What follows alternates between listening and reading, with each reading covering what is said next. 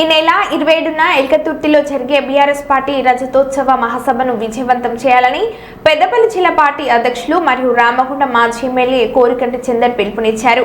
ఈ మేరకు గోదావరిఖండ్లో జరిగిన నియోజకవర్గ సన్నాహక సమావేశంలో ఆయన పాల్గొని మాట్లాడారు. గులాబీ దండు కదం తొక్కాలని, ఓరుగల్లు దద్దరిల్లాలని, ఇదే క్రమంలో కాంగ్రెస్ పార్టీ గుండెల్లో రైలు పరిగెత్తాలని పార్టీ శ్రేణులను ఉత్తేజపరిచారు.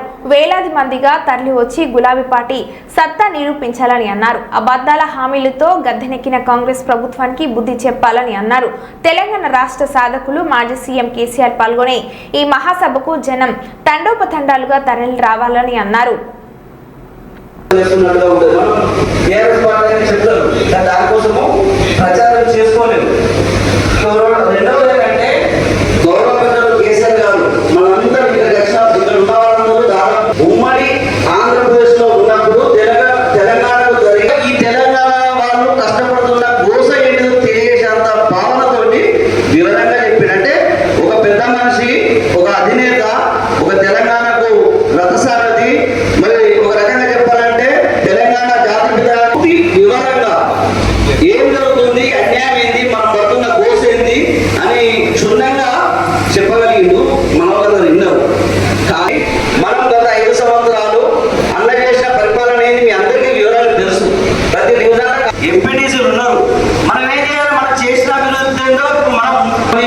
ఈ ప్రచార సాధన చేయకపోతే మనం వెనక్కి వెళ్తున్నట్టుగా కనబడుతుంది. కాబట్టి ఫస్ట్ మనము ప్రచారాన్ని కేసీఆర్ సభను సక్సెస్ చేయడం కోసం మరి అందించినటువంటి టార్గెట్ ఎంతైతే నింపడం కోసం ప్రతి ఒక్కరు గడప గడపకు కదిలి నాకు ఫోన్ రాలే కదా, లేకపోతే నాకు ఆయన చెప్పలే కదా, మరి కార్పొరేటర్ నాకు విలువలేదు కదా, ఇట్లా తెలంగాణ ఉద్యమం జరిగే సమయంలో ఇలా టెంట్ వేసుకొని కూర్చుంటే ఏ పార్టీ వాళ్ళైనా చేసింది. మరి ఆనాడు కూడా ఎవరు విలువలే, తెలియకుండా ఎందుకు వచ్చిండు?